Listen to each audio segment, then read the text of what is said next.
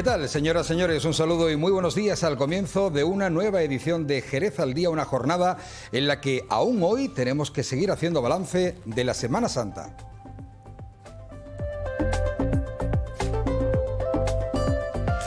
Y en este sentido, enseguida estaremos con el presidente de la Unión de Hermandades, José Manuel García Cordero, que cumple su segundo año al frente de esta Unión de Hermandades.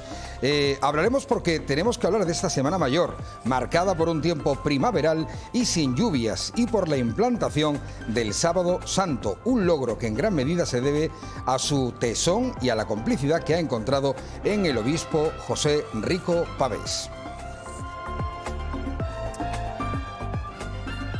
Y también en el contexto de la Semana Santa, hoy estará con nosotros Manolo Ballesteros, que es una auténtica institución y que abandona su puesto, por así decirlo, del decano de capataces de la Semana Santa jerezana. Manolo Ballesteros, después de 42 años, ha anunciado que deja precisamente el llamador. Lo anunció esta pasada Semana Santa. Hermano mayor de la oración en el huerto, siempre se ha mantenido fiel a su hermandad.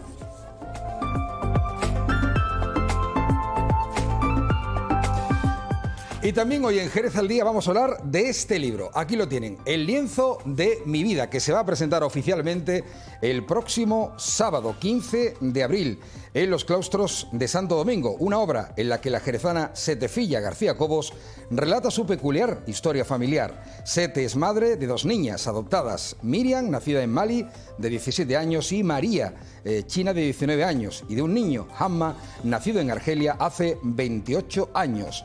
El lienzo de mi vida es una obra donde la autora narra su vínculo con sus hijos y también una mezcla curiosa con el mundo del arte y obras como Monet, Turner, Van Gogh o Banksy. Curioso, ¿verdad? Enseguida conoceremos más de esta obra.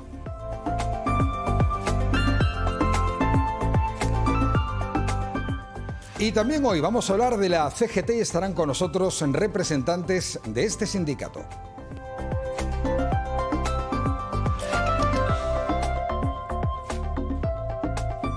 Y es que este fin de semana nuestra ciudad acoge el 10º Congreso CGT-A, lo que es lo mismo, CGT Andalucía, en el que los 45 sindicatos que componen esta territorial de CGT harán balance del mandato que ahora concluye y van a evaluar al secretariado permanente saliente y decidirán sobre la hoja de ruta a seguir por el sindicato en los próximos 4 años.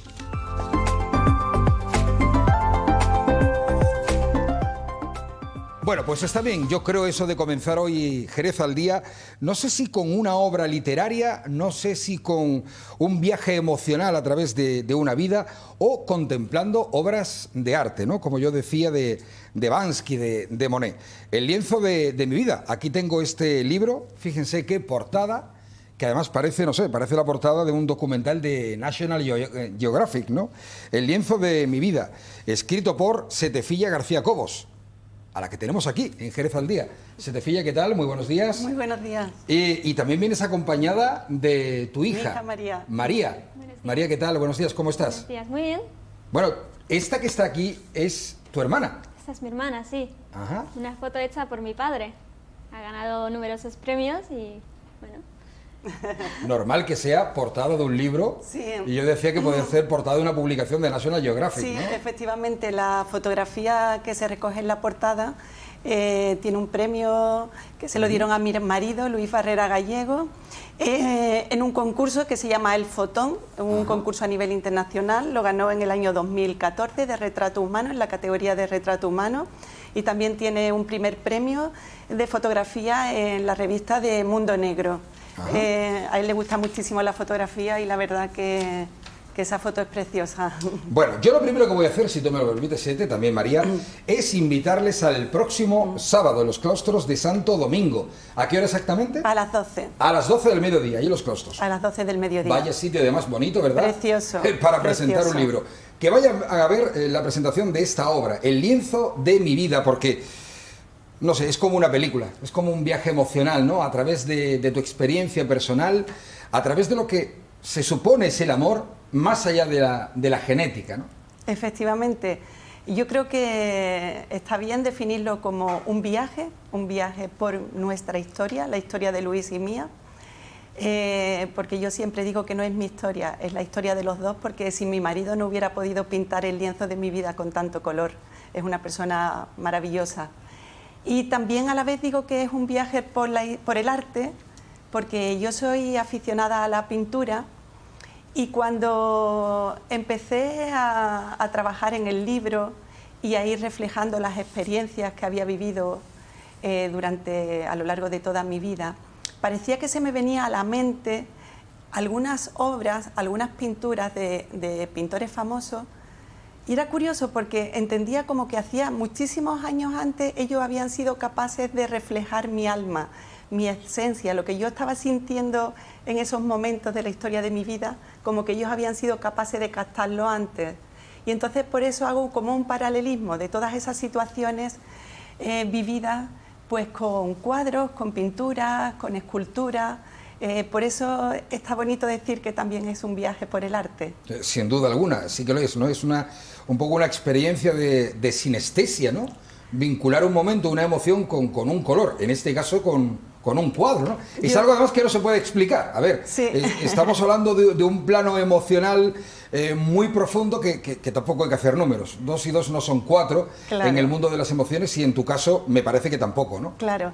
De hecho yo creo que la originalidad de mi obra radica precisamente en ese paralelismo que he ido haciendo, porque cuando decido publicar mi libro, yo soy una escritora novel, ¿no?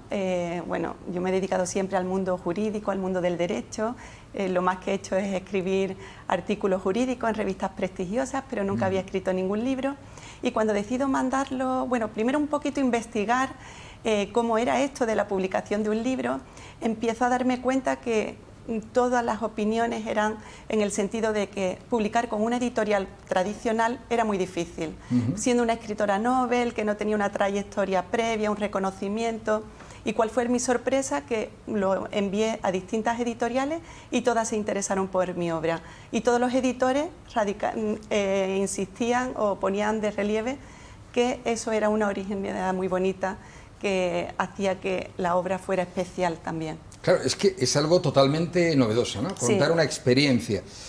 Porque tú, en un momento de tu vida, junto con tu marido, decides adoptar 3 hijos y además lo que haces es contar en este libro cómo fue el viaje a los países de origen de ellos, que son China, Mali y Argelia. Efectivamente, quien lea el libro va a viajar conmigo porque va a revivir junto a mí en la lectura pues los viajes que hice para traer a nuestros hijos a nuestra familia.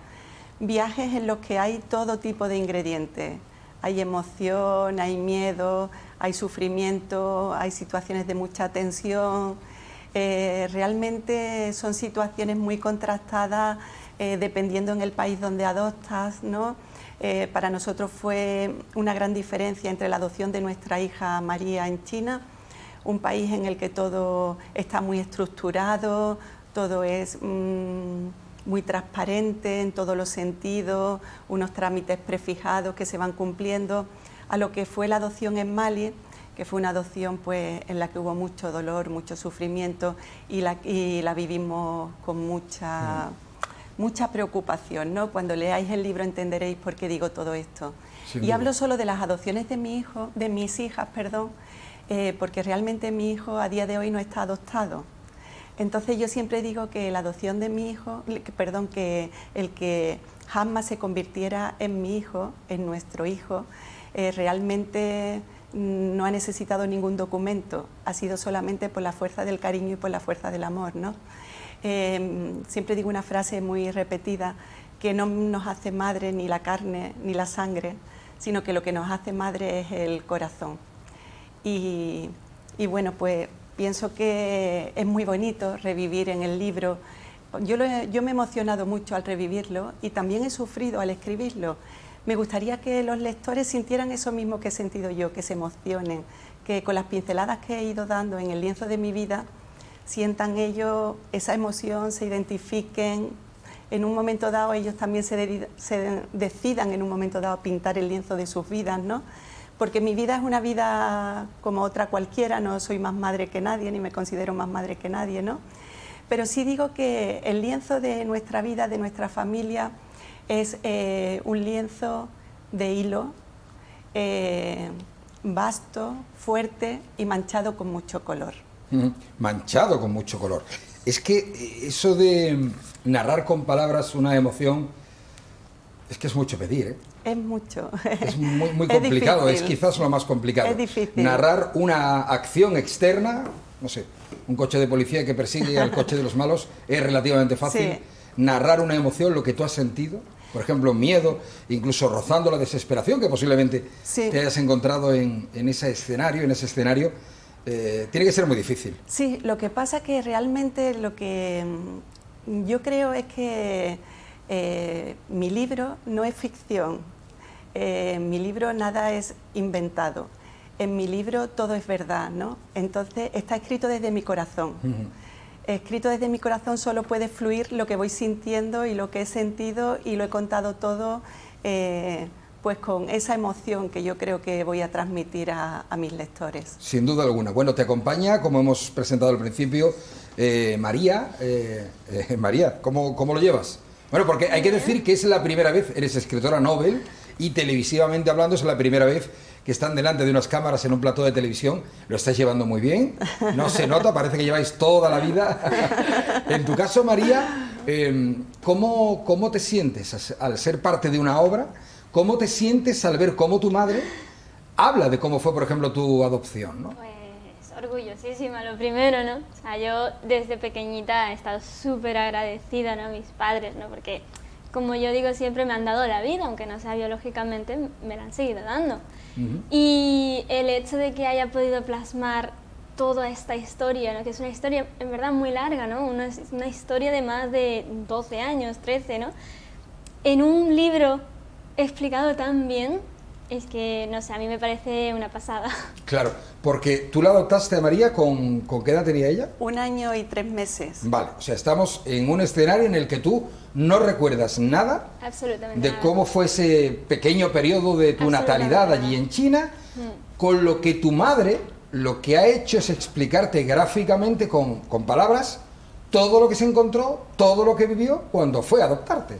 De hecho, hace unos años ya, mi madre pudo llevarme a China y me enseñó todo el recorrido, todo el recorrido. Me empezó a enseñar los hoteles donde habíamos estado, ¿no? Me enseñó las cosas que ella me compraba, ¿no? O sea, fue una experiencia inolvidable, la verdad, a mí me encanta. Hasta convertirte en María Barrera García. Exactamente. Que es quien eres ahora, María Barrera García. Exactamente. Bueno, es que la carita de satisfacción, yo no sé, a ti como madre te lo tiene que decir todo, ¿no? Es que además la escuchas hablar y te tiene que salir ese orgullo cariñoso de madre total, ¿no?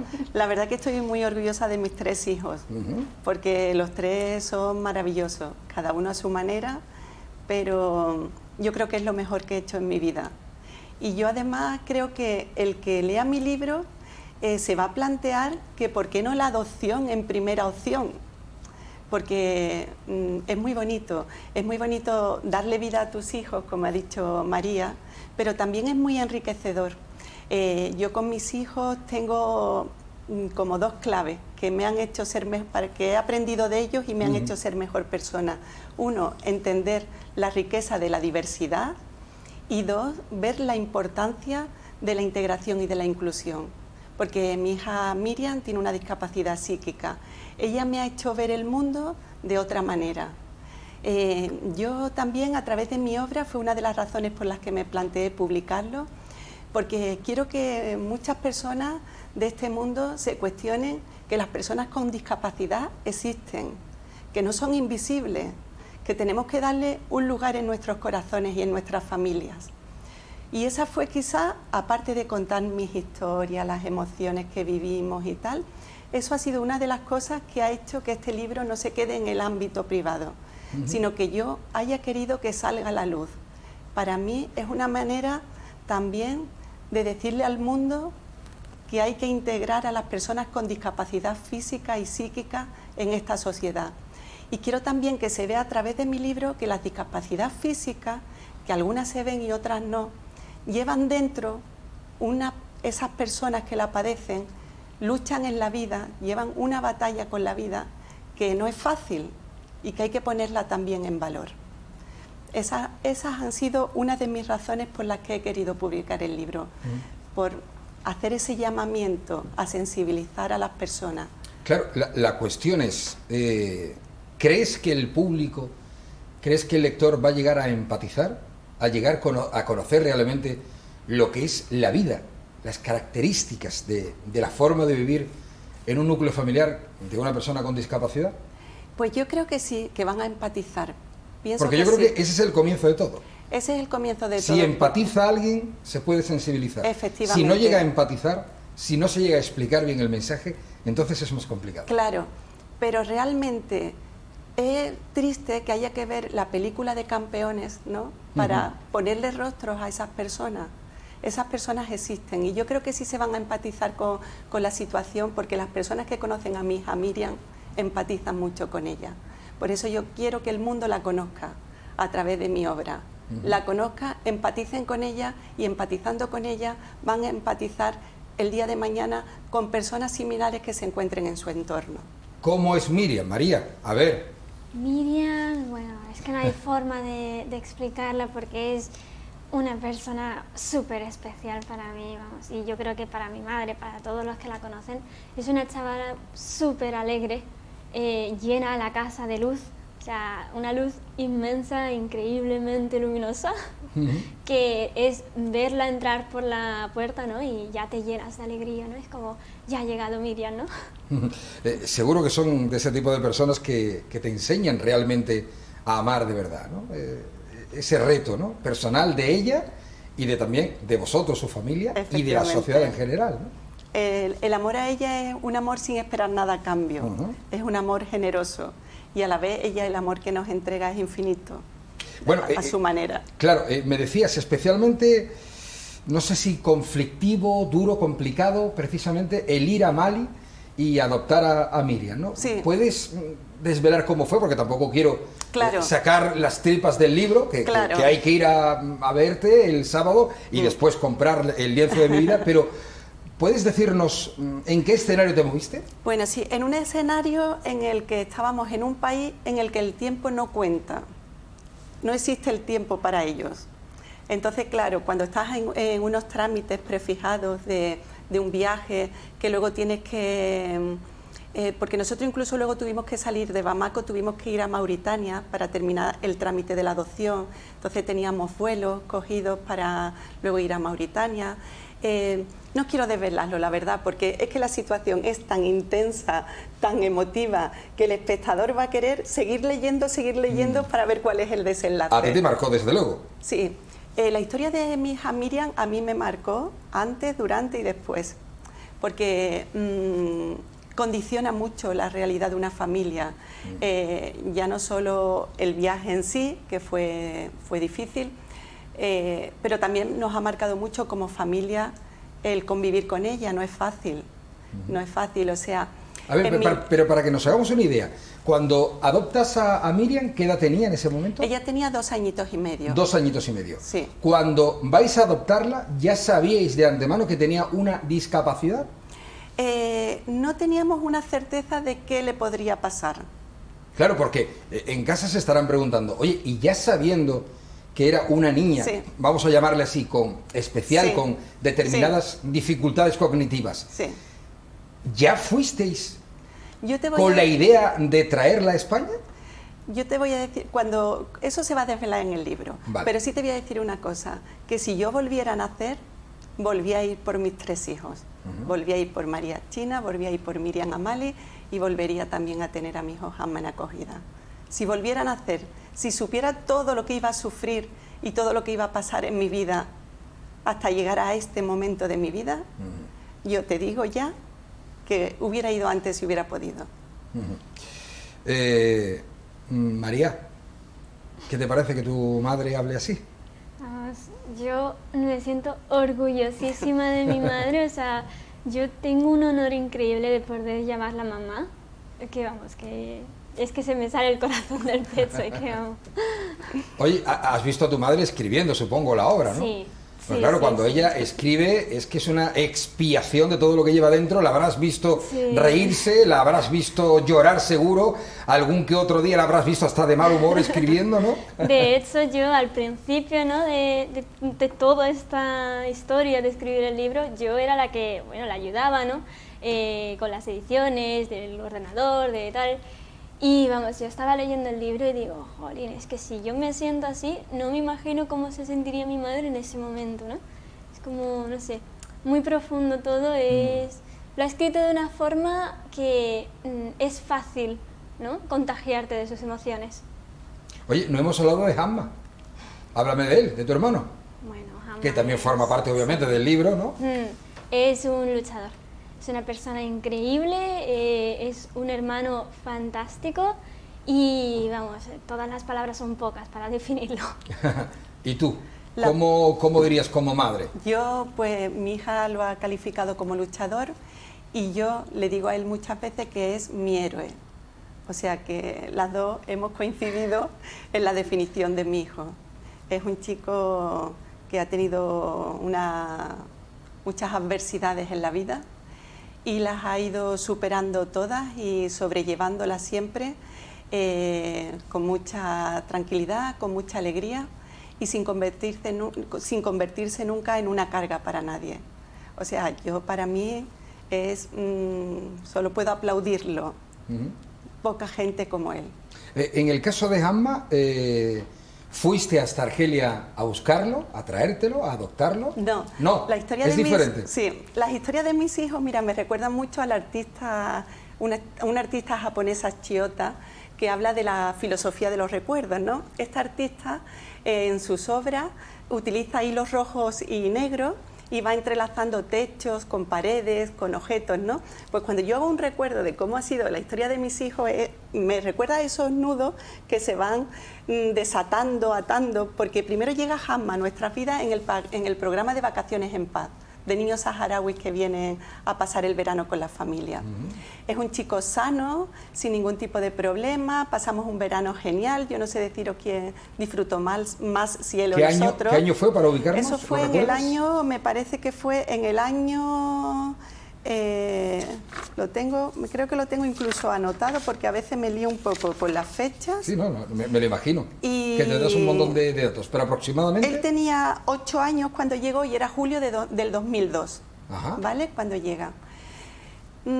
Se tiene que ir, lógicamente, vino por el programa de Vacaciones en Paz, como he dicho, y el verano siguiente él no puede volver. Él no puede volver porque se han confundido en un trámite de su pasaporte y se lo han arreglado para Italia en vez de para España. Entonces, ¿qué pasa? Pues ya nosotros en ese momento habíamos iniciado los trámites con con Malí. Con Malí. Hamma vuelve al siguiente verano con nosotros. Que ya además estaba María... No estaba María en vuestra vida tampoco. O sea que fue todo un poco a la vez, ¿no? Un poco así a la vez. Como la película, todo a la vez en todas partes, ¿no? Pero no tan a la vez, porque mira, llega Hamma el primer verano, al siguiente verano no puede venir y al tercer verano viene. Vale. En ese tercer verano él está muy enfermo, llega muy enfermo. Entonces nosotros le ofrecimos la posibilidad a la familia de que si quería que se quedara un poquito más con nosotros en España para poder avanzar en su tratamiento. La familia no quiere y se va, se vuelve a su país. Y al año siguiente viene María, 2005. Ajá. Que es la primera en llegar al núcleo familiar. No la primera en conocer, pero sí la primera en llegar. Y al siguiente verano es la familia quien nos pide el favor de que cuidemos de Hamma. Entonces nos encontramos con María recién adoptada y con Hamma. ¿Pero por qué digo nos encontramos con María recién adoptada? Si ya antes habíamos iniciado el proceso de adopción de Miriam, porque el proceso de adopción de Miriam pues parece que no se resuelve nunca, que no va a llegar nunca a su fin. Pero transcurridos 6 años, Miriam viene a nuestras vidas también. Ajá. Cuando ya María, que lo habíamos iniciado después, había entrado ya en nuestra familia. Bueno, y además imagino que ese proceso burocrático tiene que ser de un desgaste absoluto, ¿no? Absoluto. Emocionalmente. No hubo un momento en que tú dices, tú y tu marido decís, oye, arrojamos la toalla, vamos a dejarlo porque esto es insoportable. Claro, lo que es conseguir el certificado de idoneidad, la verdad es que yo soy muy crítica con ese certificado de idoneidad, porque parece que tenemos que ser las madres adoptivas y los padres adoptivos unos superhéroes, ¿no? O seres perfectos, ¿no? Perfecto, efectivamente. Y yo digo, bueno, ¿y la administración a los padres biológicos no le hace ningún tipo de seguimiento? Ningún test ni ningún control de madurez, por ejemplo. Somos los padres adoptivos. Exacto, los que tenemos que demostrar... Es un buen debate ese, podríamos abrirlo el debate. Sí, tenemos que demostrar que tenemos unos superpoderes como madres y padres. Entonces yo soy muy crítica con ese... Pero en definitiva creo que mi marido y yo fuimos inteligentes, aunque esté un poco mal decirlo, en el sentido de que los llevamos a donde ellos querían ir. Vale. Les dijisteis lo que ellos querían escuchar, ¿no? Efectivamente. Porque, por ponerte un ejemplo, que además lo cuento en el libro, cosas tan absurdas, en nuestro caso, no quiero generalizar todos los casos. Sí, sí, pero está bien que lo cuentes tú en primera persona, claro. Desde mi experiencia. A casa vinieron a comprobar si teníamos protectores en los enchufes para que los niños no metieran los dedos cuando los niños, en el caso de Miriam, tardaron 6 años en llegar. Claro. ¿No? Claro, habría que preguntarse si en Mali, las casas de Mali, tienen protectores para los enchufes. Sí. Es más, me pregunto, en Mali, y perdón, ¿hay enchufes? Sí, quiero decir, claro. Porque habrá casas donde no hay enchufes, y están los cables pelados, tirados por el techo. Y otra pregunta que me hago yo, los adultos metemos los dedos en los enchufes porque convivíamos mi marido y yo simplemente en casa, ¿no? Es absurdo, ciertamente. Es cierto que da para mucho está bien debate. Que lo cuentes en el libro, porque, madre mía, se hace uno la idea de lo que tuvisteis que pasar, de esa odisea para traer a una criatura, sacarla de un mundo para llevarla a otro mundo, digamos, mejor, ¿vale? Yo creo que habría que simplificar muchísimo más los trámites, porque todo el tiempo que estas criaturas pasan en sus países son tiempos que van en detrimento de su salud física, mental, de su desarrollo, y creo que nos complicamos en exceso con tantos trámites administrativos. ¿Y cómo fue que se quedara ya definitivamente Hamma en vuestro hogar? Porque por lo que me dices, incluso a nivel de familia, fue difícil, ¿no? Y que esa familia además accediese al final a decir, bueno, que se vayan a vivir a Jerez. Yo lo primero que tengo que decir es que admiro muchísimo a la madre biológica de mi hijo, Hamma. La admiro muchísimo. Creo que no hay corazón más grande que el de una madre que es capaz de renunciar a su hijo por su bien, porque tenga vida y tenga salud y pueda desarrollarse bien en este mundo, ¿no? Es lo primero que tengo que decir, que la admiro profundamente y que siempre se lo digo a Hamma, lo maravillosa que es su madre, lo que ha hecho por él. Porque la familia es la que nos pide que por favor Hamma se quede con nosotros para poder atenderlo y curarlo y mejorarlo. Claro, porque para entendernos, esa madre biológica que está en Argelia asume que para tratar la enfermedad de su hijo, ¿podemos decir cuál es la enfermedad? ¿Podemos decirlo? O... Bueno, una enfermedad autoinmune, vamos a dejarlo Vamos a dejarle. De acuerdo, ella entiende que en su país no va a tener los medios de medicina, medios sanitarios, para poder atender a su hijo. Y lo que hace es entrega... Confiárnoslo a nosotros. Es una forma de hablar. Confiar, efectivamente, es más oportuno. Os confía la vida de sus hijos para que aquí sí tenga un tratamiento adecuado. Efectivamente. ¿Y funcionó? Y bueno, mi hijo no podía ni con el peso de una toalla. Él no podía coger una toalla. Él venía con las piernas muy arqueadas y una situación muy mala.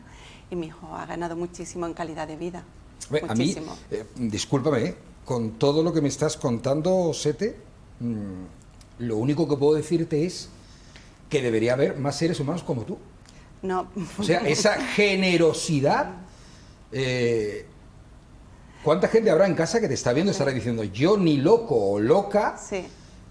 adoptaría primero a un niño con un problema físico y menos a un segundo, más otra persona más que ya está en el núcleo familiar que viene de otro país diferente. Es decir, lo que tú has hecho, lo que tú estás haciendo es de muchísima categoría humana, no muchos lo harían.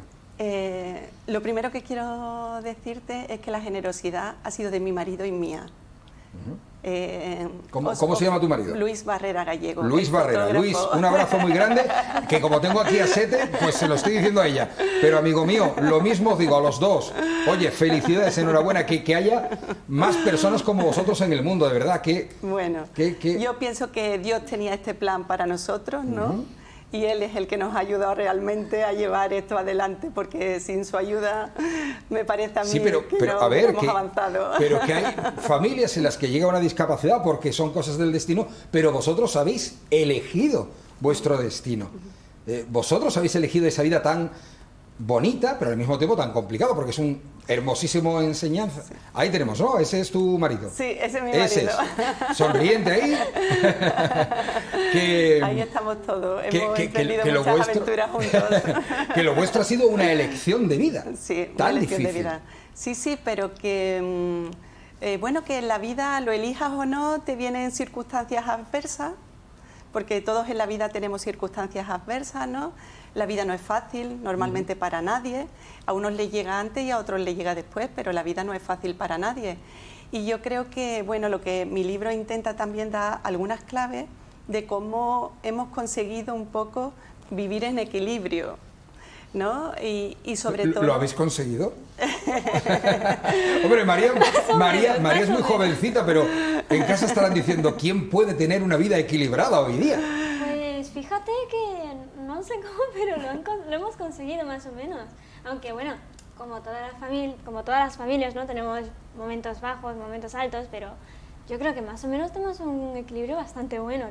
Oye, María, pero también os enfadaréis, ¿eh? No me digáis hombre, que no, sí, claro, que habrá momentos de enfado, sí, ¿eh? como en porque todas si ya me las decís familias. que nunca discutís y nunca os enfadáis, yo me voy a vivir con vosotros. Sete, me adoptas tú y yo me voy también a vivir con vosotros.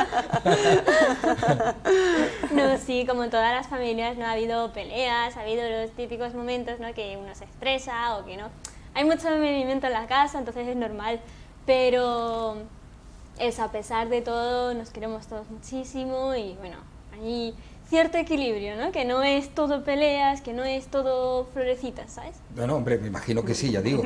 Esto ya sería, en fin, el paradigma, ¿no? De la felicidad, hombre. Que eso no existe, porque la felicidad no existe. ¿Eres feliz tú en tu vida? Soy muy feliz, muy, muy feliz.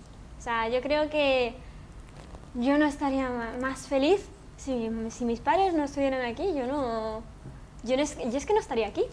¿Sabes? Yo a veces me pongo a pensarlo y yo digo, claro, si en ese entonces mi madre no me hubiese encontrado, mis padres no me hubiesen encontrado, yo ahora mismo no estaría aquí sentada hablando contigo. Oye, y por curiosidad, ¿te has planteado alguna vez cómo sería tu vida allí si no hubiesen ido tus padres a adoptarte? ¿Cómo hubiera sido tu vida en China?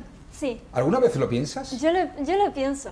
Yo hay veces que lo pienso, pero siempre hay un pensamiento en mi cabeza dentro de mí que me dice, María, no pienses eso porque ¿para qué pensarlo, no? O sea, ya estoy contenta con lo que tengo, ¿no? Estoy agradecida, ¿no? ¿Para qué pensar en lo que podría haber sido, no? ¿Y alguna vez os habéis planteado volver a China para conocer el país? O... Sí, nosotros de hecho hemos viajado con María a China después. Ah, que habéis ido a China. Hemos ido con ella. Sí. Vale, para ver tu tierra, ¿no? Claro. De origen. Yo siempre he intentado, mi marido y yo siempre hemos intentado que ellos amaran sus raíces. Yo siempre cuento la anécdota que me encontré una vez una chica china que me dijo que jamás iría a su país sabiendo que sus padres la habían abandonado. Yo me quedé con ese pensamiento y dije, no quiero que mis hijos nunca tengan ese pensamiento, quiero que amen sus raíces. Siempre le hemos hablado de sus culturas, María ha estudiado chino, María sabe defenderse en chino. Que mi madre lo estudió conmigo. Yo estudié chino también.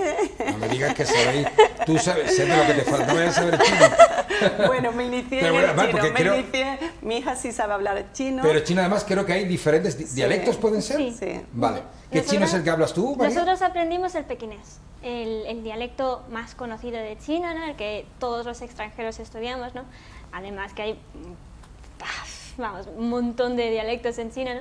Pero nosotros estudiamos el más conocido, que es el pequinés. El pequinés. Sí. Y volvimos a China con ella y le fuimos enseñando, mira María, en este hotel estuvimos juntas, en esta habitación, en este comedor mamá te daba las papillas de arroz.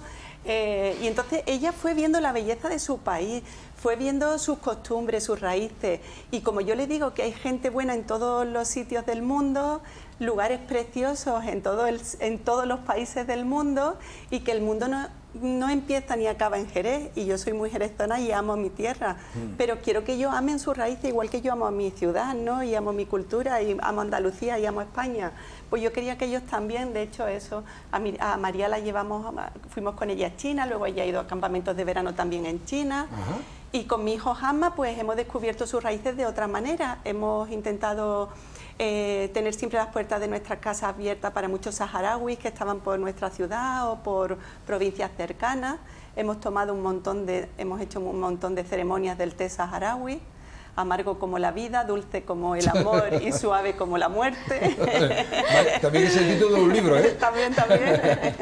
O sea que hemos intentado eso, que amaran sus raíces. Lo que sí me gusta de esta historia es que no estás contando algo del pasado, ¿no? Que normalmente se suele cerrar con un final redondo, feliz, sino que es tu vida de ahora mismo.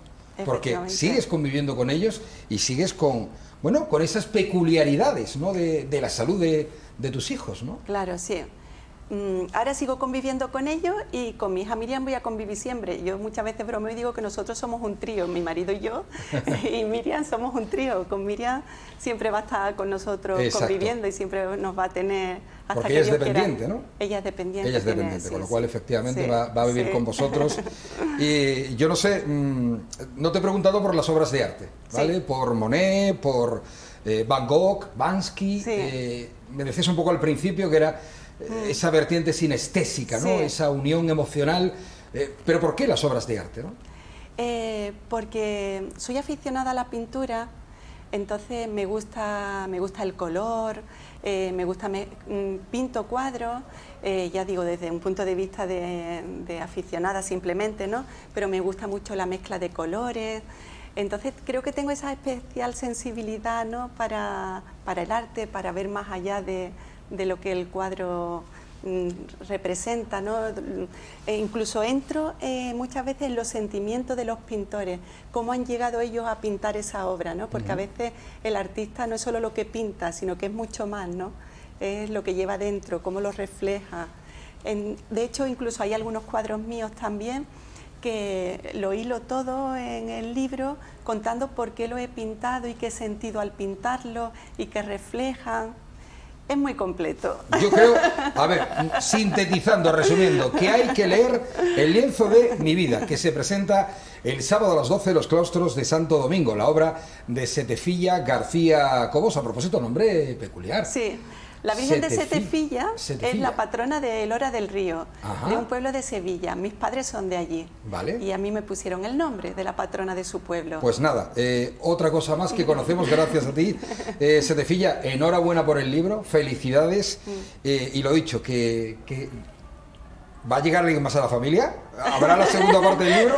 ¿O de momento cerramos? Habrá una segunda parte. Habrá una segunda parte. Ahí lo dejamos. No quiero, si no te importa, no quiero que finalicemos sin decir que el prólogo de mi obra lo ha hecho don Emilio Calatayud, el juez de menores, al cual le tengo mucha admiración y mucho agradecimiento. Una institución, porque además. la ha hecho con mucho cariño. Siempre he admirado mucho su figura, porque ha hecho mucho bien por los menores y porque tiene un gran sentido común. Y también quiero aprovechar para decir que la obra estará en las librerías, en concreto en Jerez, en todas las librerías, pero que también se va a vender en Amazon. Perfecto. María, ¿algo más que decir? Nada más, lo he dicho todo. ¿Algo que quieras apuntillar? Nada. Es que lo explica todo tan Verdad, bien es que lo has explicado todo muy bien. Sete. Gracias. María, muchísimas gracias por venir. Muchísimas gracias. Gracias a vosotros por darme la oportunidad de estar hoy aquí dando difusión a mi obra. Creo que lo bueno es que terminamos ya, porque si siguiésemos con la entrevista habría que desvelar cosas del libro. Es verdad. Que es mejor descubrirlo a través de la lectura, que va a ser fascinante y además también salpicada por las obras de arte. Sete, gracias. Gracias. María, gracias. Nos vamos. Nos tenemos que ir con la Semana Santa, las procesiones y cómo ha sido esta Semana Mayor a través de los ojos del presidente de la Unión de Hermandades. Pero vamos a hacer antes un alto en el camino para la publicidad.